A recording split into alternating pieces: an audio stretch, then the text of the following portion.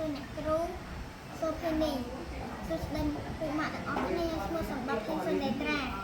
ពីម្ដងពី2ដង4ពី3ដង6ពី4ដង8ពី5ដង10ពី6ដង12ពី7ដង14ពី8ដង16ពី9ដង18ពី10ដង20 3ម្ដង20 3ម្ដង3 2ដង6 3ដង9 4ដង12 3 5ដង5 6ដង18 3 9ដង21 ដង22ដង23ដង24 3 9ដង27 3 10ដង30 4ម្ដង4 4 2ដង4 2ដង8 4 3ដង12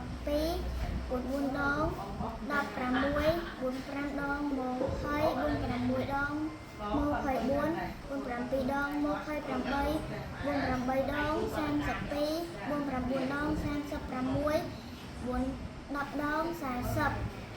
5ម្ដង5 7ដង10 8ដង15 9ដង20 5 5ដង25 5 6ដង30 5 7ដង35 5 7ដង35 5 8ដង40 5 9ដង45 5 10ដង50ជំរាបលាអ្នកគ្រូលោកជំរាបលាអ្នកគ្រូសុភីនី